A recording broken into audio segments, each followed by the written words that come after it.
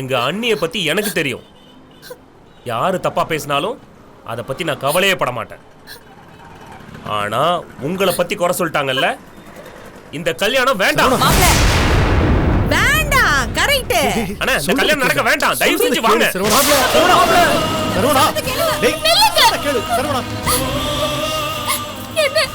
என்ன ஆள்கால் பேசிட்டு இருக்கீங்க? என்ன கேட்காம கல்யாணத்தை நிறுத்துறேன்னு எங்க அப்பா எங்க இருந்து கூட்டிட்டு போனாரு. நீங்க உங்க அண்ணிய பத்தி தப்பா பேசினாங்கன்னு என்னைய வேண்டாம்னு சொல்றீங்களா? நான் என்ன உங்களுக்கு பொம்மையா?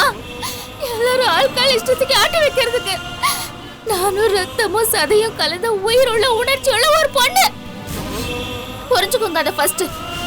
பேசுறீங்களே தமிழ் கலாச்சாரம் பண்பாடுன்னு, இதுதான் உங்க பண்பாடா? இதுதான் உங்க கலாச்சாரமா?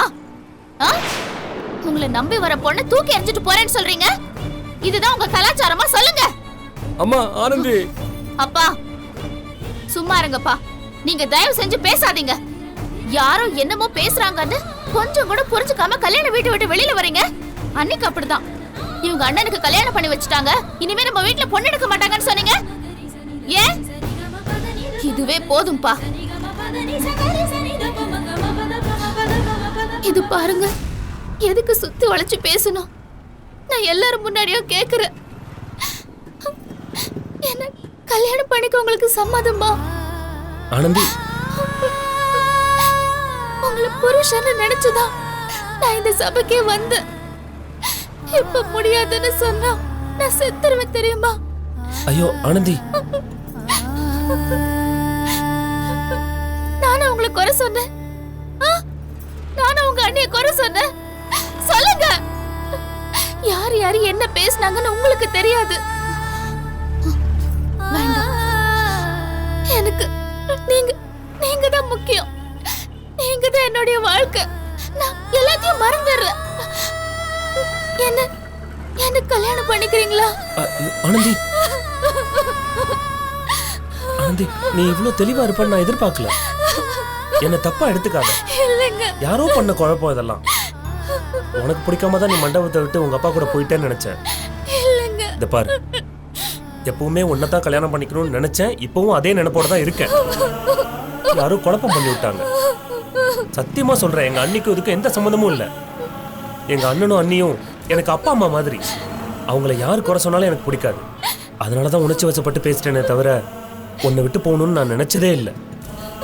இந்த குழப்பத்துக்கு எல்லாம் நான் உங்ககிட்ட மன்னிப்பு கேட்டுக்கிறேன். ஐயோ, என்னங்க நீங்க? புருஷன் எதுக்கு பொண்டாட்டிக்கிட்ட மன்னிப்பு கேட்கணும்?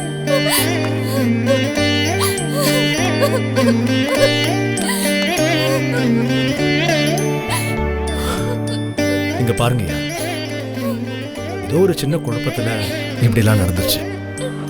இதுவும் நல்லதுக்கு தான். எந்த மன கஷ்டமும் இல்லாம நம்ம இந்த கல்யாணத்தை நல்ல விதமா நடத்தி வைப்போம். வாங்க, வாப்பா, வாமா, மீனாட்சி வா. வாமா, வா, வாங்க வாங்க.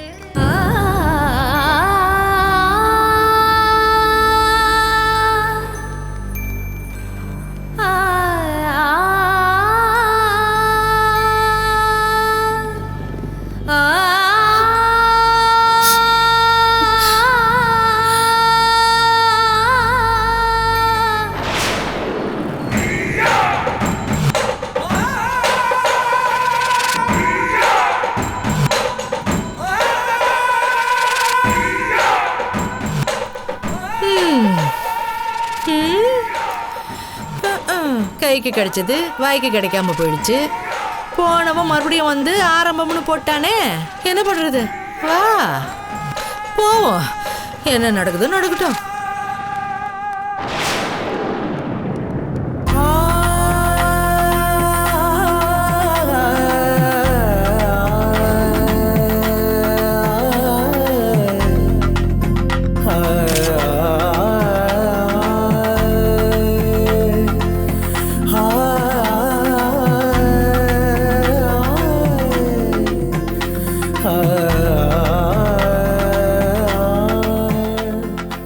எல்லோருக்கும் வணக்கம்.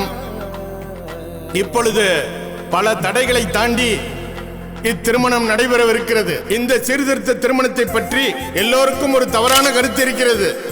சீர்திருத்த திருமணம் நடத்துவதில் சில நிபந்தனைகள் குறித்து பெரியார் அவர்கள் குறிப்பிட்டுள்ளார். மணமகன் மணமகள் ஆகிய இருவரும் ஒருவருக்கொருவர் பிடித்திருக்க வேண்டும்.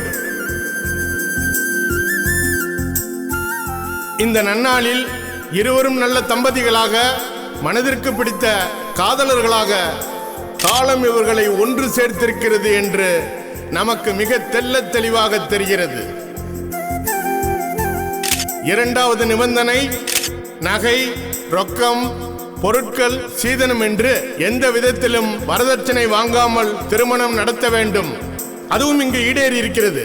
மூன்றாவதாக, ஆடம்பரமாக திருமணம் செய்வது சட்டவிரோதமான செயல் என்ற மனநிலை ஏற்பட வேண்டும். இதை தலைவர்கள் வழிகாட்ட வேண்டும் என்று சொல்வார்கள். இதற்கு முன்னுதாரணமாக நமது தோழர் சரவணன் எளிமையாக திருமணம் செய்து கொண்டிருக்கிறார். இவர்கள் பல்லாண்டு இரவும் பகலும் போல, மலரும் மனமும் போல, வள்ளுவனும் வாசகியும் போல இணை பிரியாமல் வாழ மனதார வாழ்த்துகிறேன். ஐயா இலக்கிய எழுத்தாளர் வைகரை அவர்களை இத்திருமணத்தை நடத்தி கொடுக்க அன்புடன் கேட்டுக்கொள்கிறேன். எல்லாருக்கும் வணக்கம். அன்பே என்று அழைத்திடுங்கள், ஆசைகளை எல்லாம் பட்டியலிடுங்கள், இதயங்கள் ஈர்த்திடுங்கள், இதயங்களை ஈர்த்திடுங்கள், ஈர விழிகளை துடைத்திடுங்கள், உறவுகளை நினைத்திடுங்கள், ஊடல்களை மறந்திடுங்கள், எளிமைக்கு வழிவிடுங்கள். இந்த மணமக்களின் இல்லறம் நல்லறமாக இருக்க வாழ்த்துகிறேன். உண்மையாக சொல்ல வேண்டும் என்றால் பல்வேறு பிரச்சனைகள் நடந்திருக்கிறது, பல்வேறு சம்பவங்கள் நடந்திருக்கிறது. அதையெல்லாம் தாண்டி இவர்கள் தமிழ் அன்னையின் மடியில் தவழ்ந்த மைந்தர்களாக பல்லாண்டு வாழ வாழ்த்துகிறேன். வாழ்க்கை என்பது வளைவுகள் நிறைந்த ஓர் வசந்த பாதை என்பதை இவர்கள் இன்று உணர்ந்திருப்பார்கள். இந்த சம்பவங்கள் எல்லாம் அதை எடுத்து காட்டுகின்றன. சரவணனும் ஆனந்தியும் சேர்ந்து பல்லாண்டு வாழ வாழ்த்துகிறேன். நான் மனமாற வாழ்த்துகிறேன்.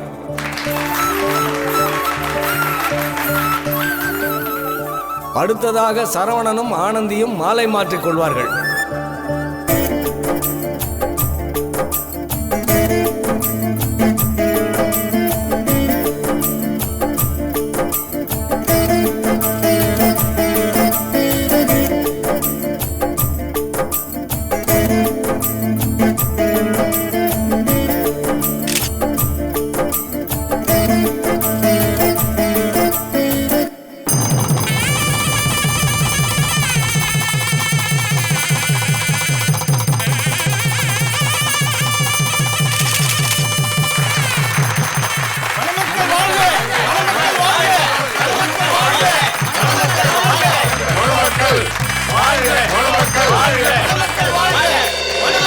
திருமணம் இணைந்தது, திருமணம் நடக்குது, சந்தோஷம் சந்தோஷமே. புது உறவுகள் இணைந்தது, இனிமைகள் தொடர்ந்திடும், உல்லாசம் ஊர்வலமே. வாழ்க்கை என்பது அட இன்பம் துன்பம் கலந்ததுதான். மன வாழ்க்கை என்பது தனி உலகம்தான். பூப்பந்தல் பூத்தது இந்நேரம், நல்வாழ்த்துக்களை கூறும் பொன்னேரம். இருமணம் இணைந்தது, திருமணம் நடக்குது, சந்தோஷம் சந்தோஷமே. புது உறவுகள் இணைந்தது, இனிமைகள் தொடர்ந்திடும், உல்லாசம் ஊர்வலமே.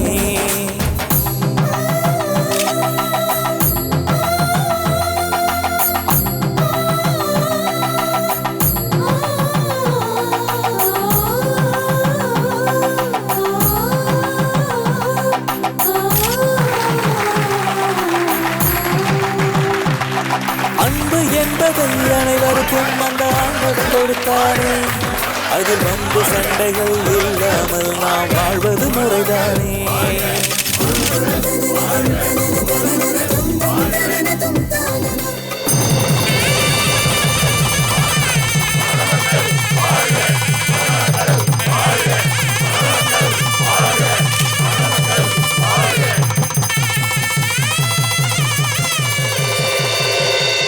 கண்ணுக்கு விருந்தாக கல்யாணம் நடக்கிறது, கஷ்டங்கள் மறந்த மனது நிறைகிறது. கண்ணுக்கு விருந்தாக கல்யாணம் நடக்கிறது, கஷ்டங்கள் மறந்த மனது நிறைகிறது. ஆனந்த கண்ணீர் அன்பில் மிதக்கிறது. ஆனந்த கண்ணீர் அன்பில் மிதக்கிறது. இருமணம் இணைந்தது திருமணம் நடக்குது சந்தோஷம் சந்தோஷமே. புது உறவுகள் இணைந்தது இனிமைகள் தொடர்ந்திடும் உல்லாசம் ஊர்வலமே.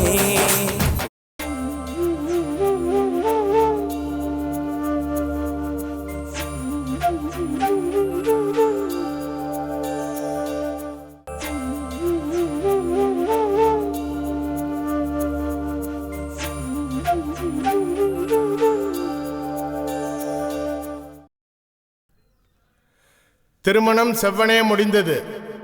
அடுத்ததாக தோழர் தமிழ்ச்செல்வன் மணமக்களை வாழ்த்தி வந்த விருந்தினர்களுக்கு நன்றி அறிவிப்பார். நன்றி.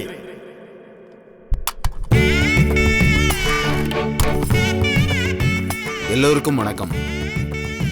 ஒரு தடவை பெரியார் அவர்களை இது போன்ற திருமண அழைப்பிற்கு அழைத்த பொழுது அங்கிருந்த மக்கள் அனைவரும் அந்த திருமணத்தை கலப்பு திருமணம் என்று கூறினார்கள். அதை கேட்ட பெரியார் அவர்கள் மேடையில் எழுந்து சென்று, மனிதனுக்கும் மனிதனுக்கும் தானே திருமணம் நடக்கின்றது, மனிதனுக்கும் விலங்குக்குமா திருமணம் நடக்கின்றது, அப்படி என்றால் ஏன் இதை கலப்பு திருமணம் என்று கூறினீர்கள் என்று பேசினார். அதன் விளைவுதான் இந்த சீர்திருத்த திருமணம். ஜாதி, மதம், இனம் இதையெல்லாம் கடந்து அன்பை மட்டுமே அடிப்படையாக கொண்டு இந்த மணமக்கள் சரவணனும் ஆனந்தியும் இணைந்திருக்கிறார்கள். இவர்கள் இருவரும் பல நூறு வருடம் வாழ என் மனதார வாழ்த்துகிறேன். மங்களம் என்ப மனைமாட்சி மற்ற அதன் நன்கலம் நன்மக்கட்பேறு என்ற குரலை சொல்லி இல்லறத்திற்கு எவ்வாறு மனைவியின் நற்பண்பு மங்களமாக அமைகிறதோ அதை போலவே நன்மக்களை பெறுதலும் இல்லறத்திற்கு அணிகலன்களாக அமையும் என்பதால் இவர்கள் நன்மக்களை பெற்று 16 வகையான செல்வங்கள் என சொல்லப்படும் கல்வி, அறிவு, பொருட்செல்வம் எல்லாம் பெற்று சீரும் சிறப்புமாக வாழ வாழ்த்துகிறேன். இங்கு மணமக்களுக்கு அன்பளிப்பாக மக்கள் அனைவரும் புத்தகங்களை கொண்டு வந்துள்ளீர்கள். ஆனால் மணமகன் சரவணன் இந்த புத்தகங்கள் அனைத்தையும் அரசு நூலகத்திற்கு அன்பளிப்பாக அளித்துள்ளார். இப்பொழுது மணமக்கள் பெரியோர்களிடமும் பெற்றோர்களிடமும் ஆசி பெறுவார்கள்.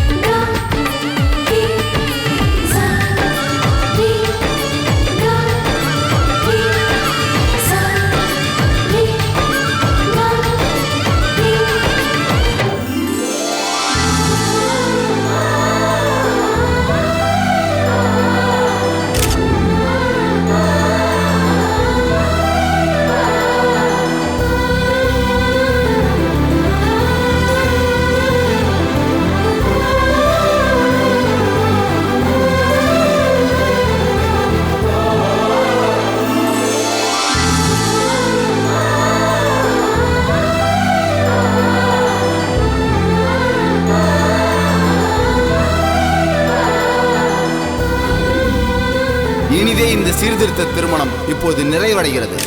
எல்லோரும் வந்து சிறப்பித்ததற்கு மிக்க நன்றி. உங்கள் அனைவருக்கும் இனிய தமிழ் உணவு காத்துக் கொண்டிருக்கிறது. அனைவரும் உணவருந்து விட்டு செல்லுமாறு மிக தாழ்மையுடன் கேட்டுக்கொள்கிறேன். நன்றி, வணக்கம்.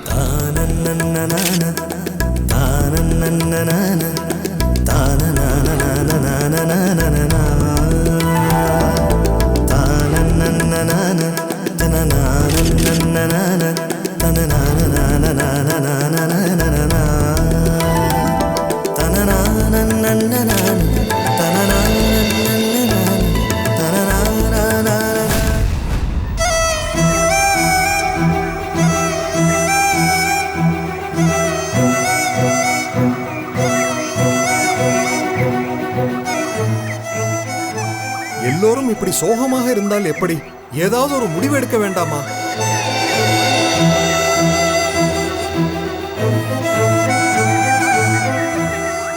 என்ன, வேறு வேறு ஊரு, வேறு வேறு மாநிலம் என்று பார்க்கிறீர்களா?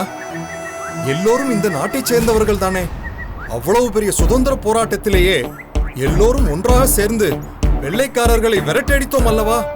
இப்பொழுது என்னவென்றால் இப்படி சோர்ந்து പോയി இருக்கிறீர்களே? ചേട്ടാ നമുക്ക് എന്ത് ചെയ്യാൻ പറ്റും? ആ റെഡ്ഡി ഗ്രൂപ്പ് നമ്മളെ ഉറപ്പായിട്ട് കൊന്നുകളയും. നമ്മൾ എങ്ങനെ രക്ഷപ്പെടും? எங்க போறதுன்னு யோசிச்சுட்டு அழுதுட்டு இருந்தா வழி கிடைக்காது. வழி கிடைச்சி தவற விட்டா அது முட்டாள்தனம். வழி இல்லைன்னு புலம்புறவன் கையால் ஆகாது. வழியை உருவாக்கணும். அவன் தான் புத்திசாலி. நாம் இப்போ அப்படித்தான் செயல்படணும். அதுதான் நம்ம ಎಲ್ಲರಿಗೂ ಮುಖ್ಯ. ಇಲ್ಲಿಂದ ಹೆಂಗಾದ್ರೂ ಸರಿ ನಾವೆಲ್ಲರೂ ತಪ್ಪಿಸ್ಕೊಳ್ಳೇಬೇಕು. ஆமாம், ரெட்டியும் அவங்க ஆளுங்களும் வரத்துக்கு முன்னாடி இங்கேருந்து எப்படி தப்பிக்கலான்னு யோசிக்கணும்.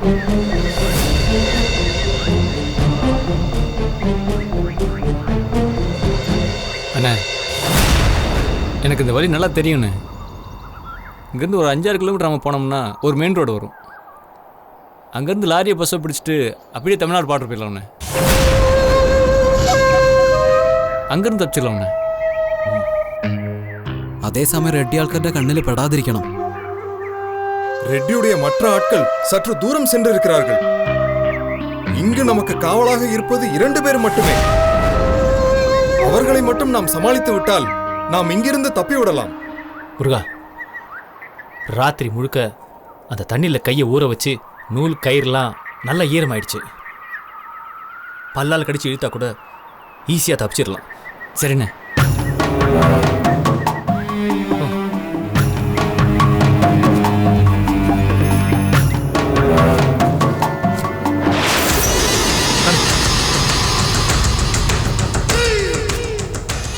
மற்றவங்களாவது சீக்கிரம்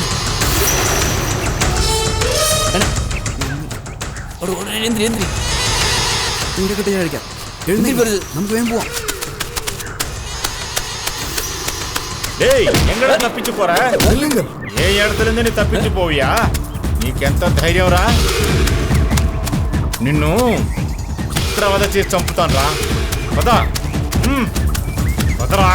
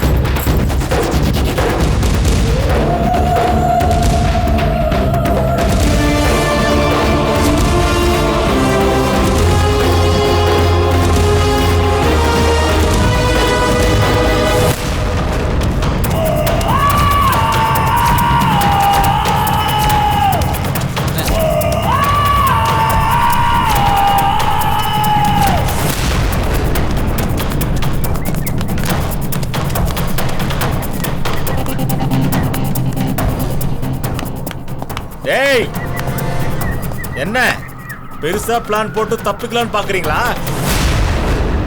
உங்க மனசுல என்ன ஹீரோ நினைப்பா? ஏன் ஏரியால இருந்துகிட்டு ஏன் கண்ணுல மண்ணு தோவலான்னு பாக்குறீங்களா? எவ்வளவு திமிரு இருக்கு உங்களுக்கு? இங்க பாருங்க, இங்கிருந்து வெளியே போகணும்னு நினைச்சான் ஒருத்தன். அவன் எப்படி செத்தான் பாத்தீங்கல்ல? இங்க பணமா இருக்கிறான். உங்க எல்லாரையும் குறி சுடுற மாதிரி சுற்றுவேன். ஒவ்வொருத்தரும் சத்து பணமா இருப்பீங்க. இங்க பாரு, உங்க அண்ணா கிட்ட நான் பேசிட்டேன். அதான் உங்ககிட்ட ஏற்கனவே சொன்னேன். இந்த முறை பேசும்போது பணம் கொடுக்கறன்னு ஒத்துக்கிட்டாரு. உன்னோட வேலை 25 லட்சம் ரூபாய். ஒழுங்கு மரியாதையா உயிரோட ஊருக்கு போய் சேரணும்னு நினைச்சீங்கன்னா இந்த தப்பிக்கிற எண்ணத்தை விட்டுட்டு மரியாதையா கையை கால் அடக்கி வச்சுட்டு உட்காருங்க. டேய், பின்னால் என்னடா பண்ணிட்டு இருக்கீங்க? போய் ஒழுங்கா கட்டி போடுங்கடா. உட்காருங்கடா, உட்காருங்க.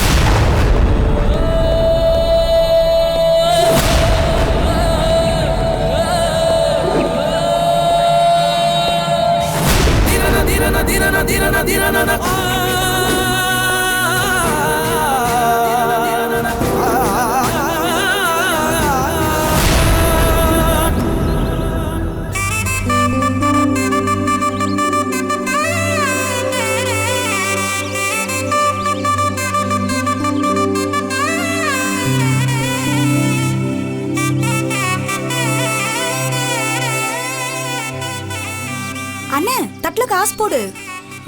எதுக்கு காசு கொடுக்கணும்? ஆர்த்தி எடுத்தா பணம் போடணும், அது சம்பிரதாயம். அது கூட உனக்கு தெரியாதா? வாசல்ல வச்சே உங்களாட்ட ஆரம்பிச்சிட்டியா? அதெல்லாம் ஒண்ணு வேண்டாம். ஆனந்தி, வலது கால் எடுத்து வச்சு உள்ள போமா.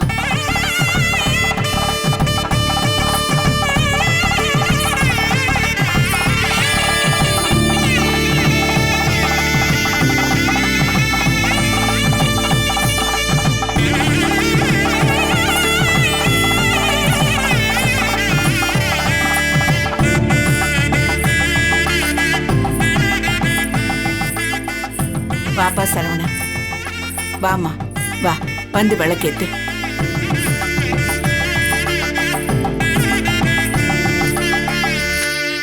இந்தா.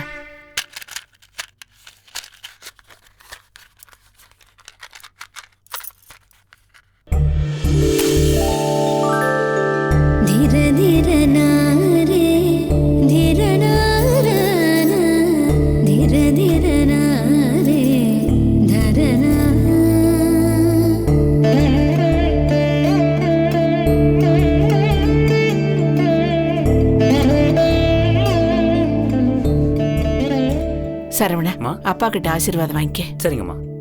போமா. வா.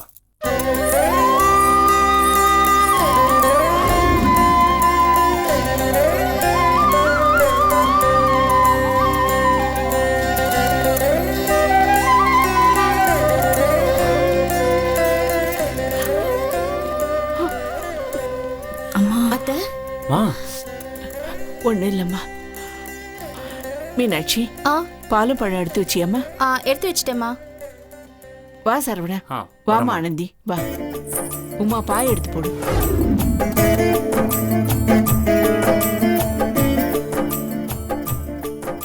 மீனாட்சி, சீக்கிரம் வாமா. வந்துட்டேம்மா.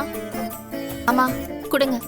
இல்ல மீனாட்சி, இந்த வீட்ல எல்லா நல்ல காரியம் நடக்கிறதுக்கும் நீதான் காரணம். உன் கையாலே அவங்களுக்கு கொடுமா. சரிம்மா.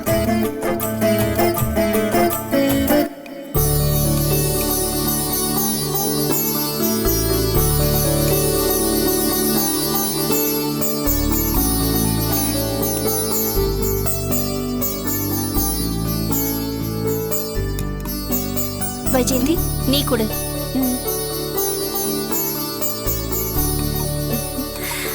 வாய் தருங்க.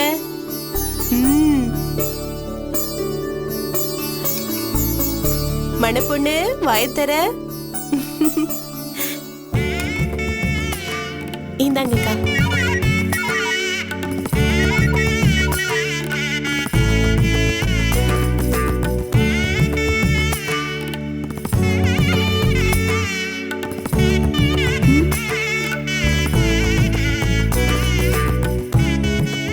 அண்ணி, உங்க உதட்டுல பால் லேசா ஒட்டியிருக்கான்.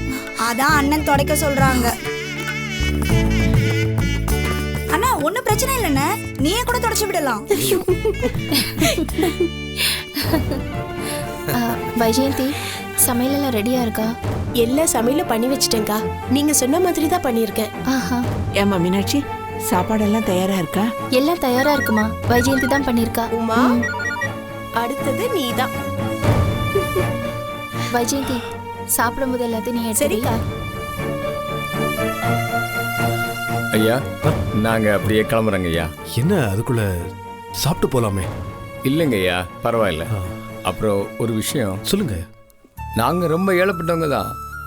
உங்க குடும்பத்துக்கு மருமகளா என் பொண்ணை பெரிய மனசு வச்சு எடுத்துக்கிட்டீங்க. என் பொண்ணை பத்திரமா பாத்துங்க ஐயா. ஏங்க இப்ப என்னாச்சு?